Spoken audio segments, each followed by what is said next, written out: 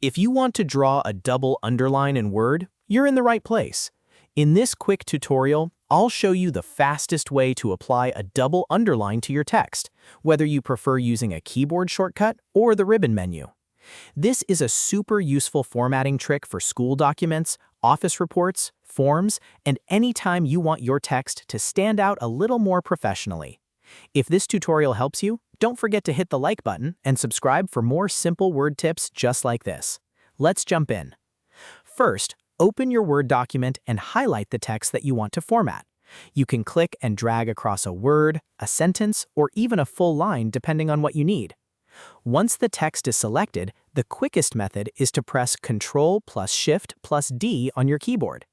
That shortcut instantly applies a double underline to the selected text in Microsoft Word. If that works for you, great, you're done in seconds.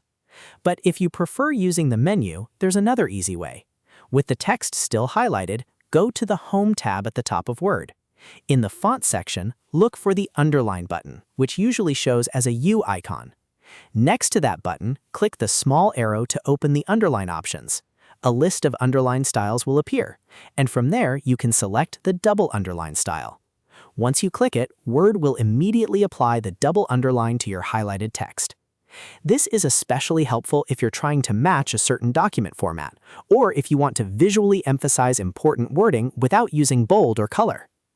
If you don't see the shortcut working, make sure the text is actually selected first, because Word only applies the formatting to highlighted content. Also, if you want to remove the double underline later, just select the text again and press Ctrl+U, or open the Underline menu and choose a different option. So to recap, the fastest method is Ctrl+Shift+D, and the manual method is going to Home, opening the Underline dropdown and choosing the double underline style. Both methods do the same thing, so you can use whichever feels easier for you. If this video helped, please give it a like, subscribe for more Microsoft Word tutorials, and turn on notifications so you never miss a simple productivity tip. Thanks for watching, and I'll see you in the next one.